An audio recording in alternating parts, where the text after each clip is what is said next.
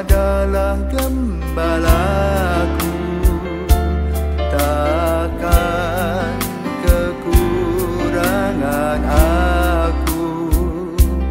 Ia membaringkan aku di padang berumput hijau.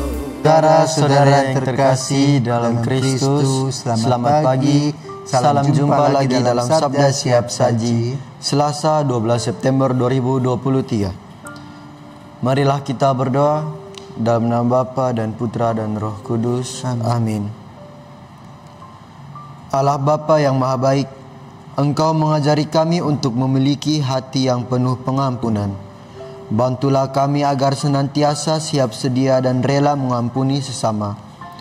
Dengan pengantaran Yesus Kristus, Putra-Mu Tuhan kami, yang bersama dengan Dikau dalam persatuan Roh Kudus, hidup dan berkuasa Allah sepanjang segala masa. Amin. Tuhan bersamamu dan bersama rohmu.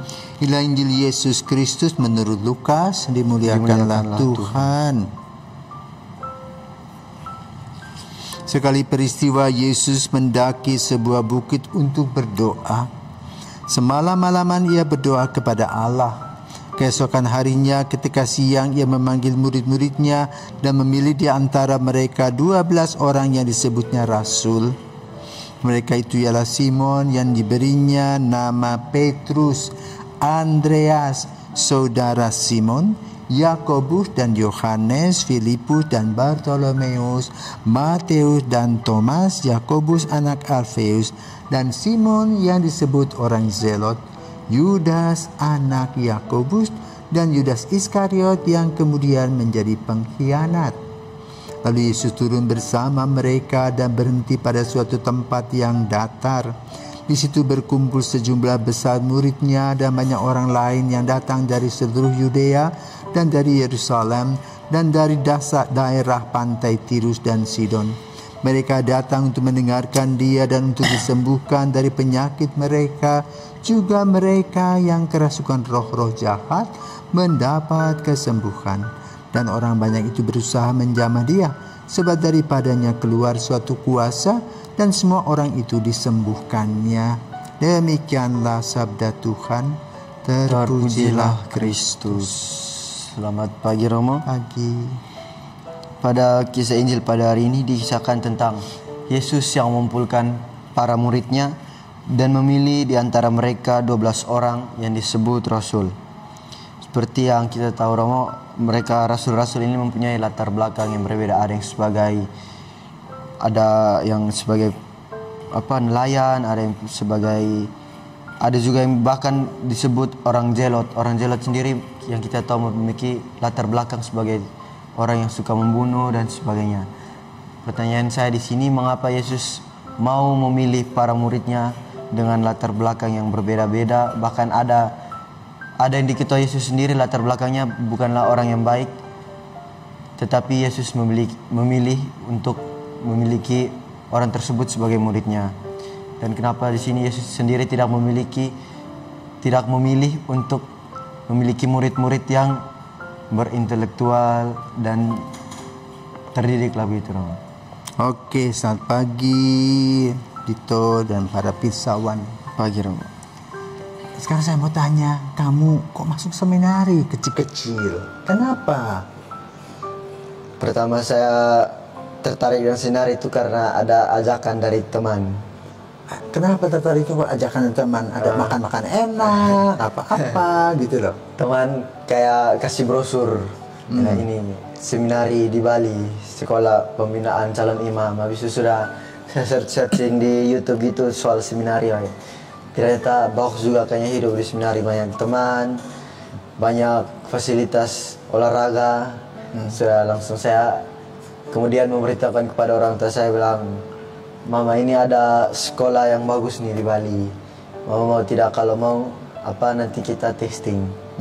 Mama dengan saya, Mama antar saya ke Bali untuk testing. Sudah jadi Bapak sama Mama ngobrol, jadi akhirnya setuju.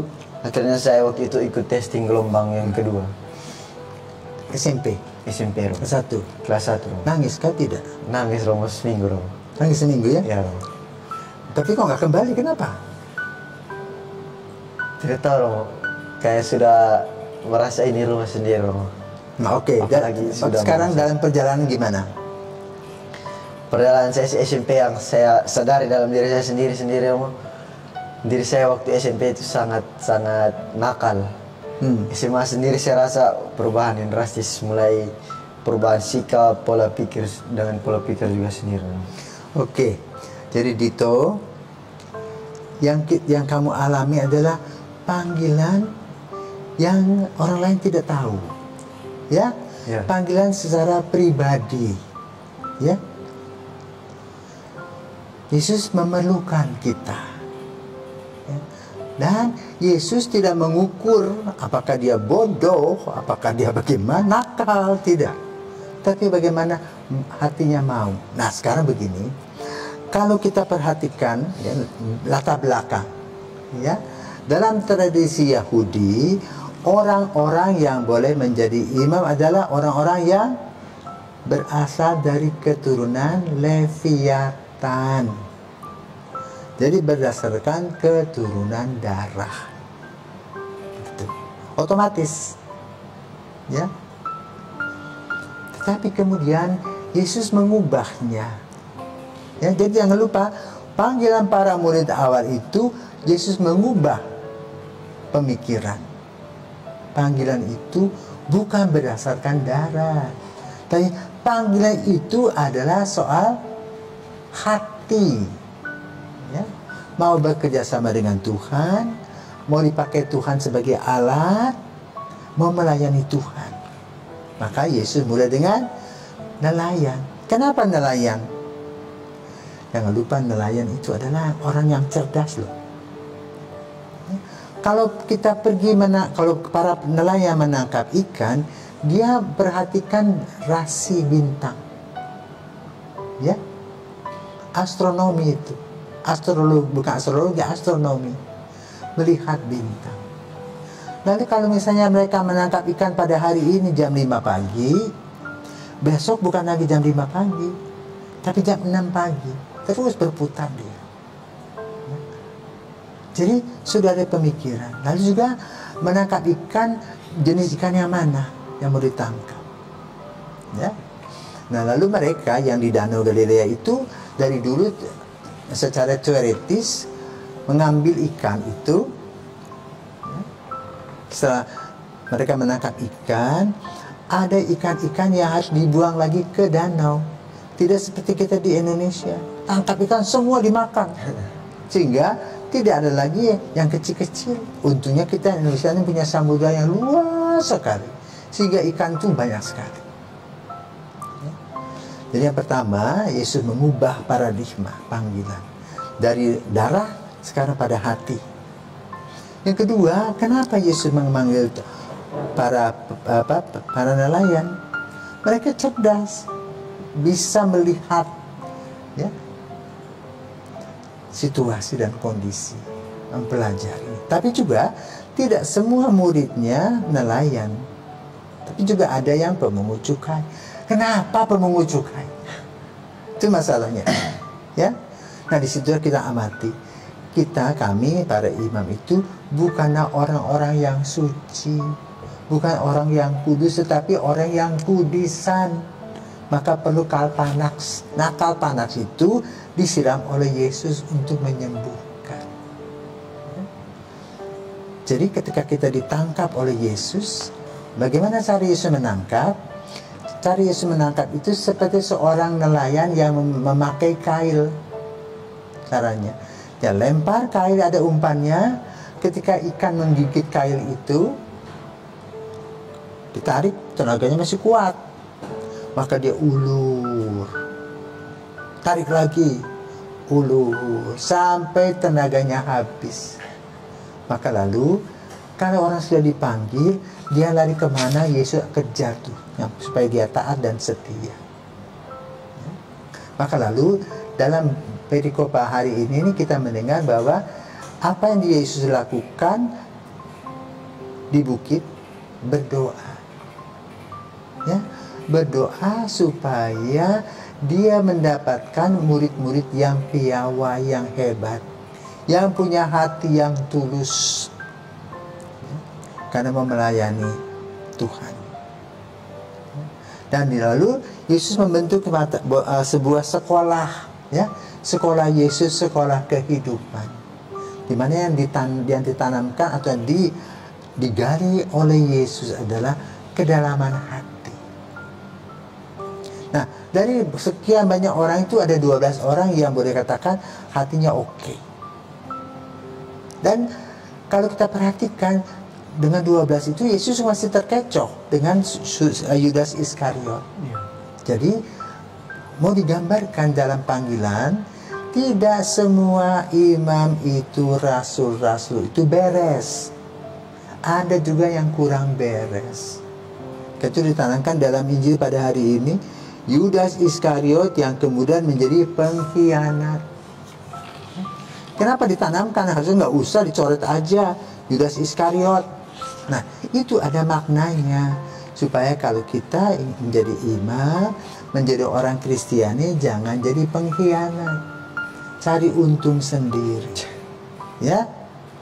Nah, setelah dikumpulkan, ya, lalu Yesus mengajak para murid untuk melihat dunia kerja. Apa sih yang dunia kerjanya? Mendengarkan dia, ya, menyembuhkan penyakit, khususnya kerasukan roh. Nah, itulah tugas para rasul yang kemudian dilaksanakan sepeninggal Yesus. Nah, kita hidup sepeninggal Yesus. Maka lalu proses para seminaris itu, kalau ingin melanjutkan atau tidak, duduk dah. Tiap malam duduk tanya Yesus, Yesus serius panggil saya atau tidak? Kalau Yesus nggak panggil, aku cari jalan yang lain. Kan tidak, hidup ini kan tidak harus jadi imam, ya. Tetapi betul-betul mau menjadi murid Yesus. Kalau Yesus tangkap, kemanapun kamu tidak bisa lari, ya nurut saja. Seperti tadi ikan tadi dikena kail, sudah mau apa, ya, terimalah.